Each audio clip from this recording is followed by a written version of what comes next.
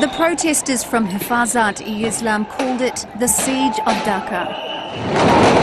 Volleys of gunfire echo across the city as police take on thousands of protesters in the early hours of the 6th of May. When it was over, police said they'd recovered 11 bodies, including one of their own. But Human Rights Watch says its independent sources suggest the number of people killed was at least 50. The answer over disputed figures may lie here. This is Dhaka's state-run cemetery where they bury unclaimed bodies.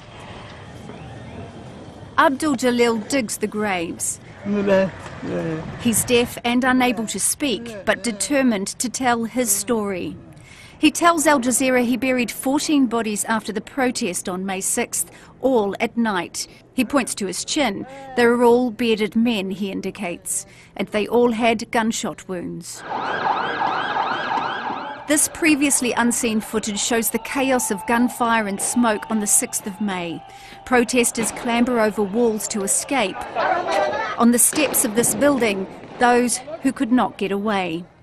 The injured lie among the dead. It's not always clear who's alive among the bodies. Protesters stream out to give themselves up. On the ground, there appear to be more bodies. Hundreds went into police custody like a surrendering army early that morning. Stragglers were rounded up, their ordeal clear on their faces. But Hifazat-e-Islam says many of the protesters are still unaccounted for. Bangladesh's foreign minister denies the government is hiding a higher toll.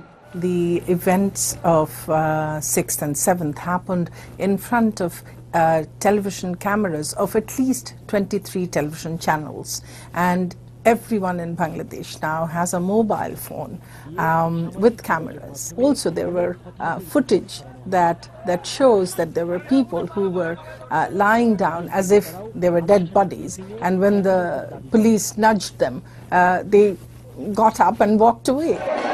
Human Rights Watch is asking questions of the protest organisers Hifazat-e-Islam over the descent into violence and why so many young people were drawn into the protests.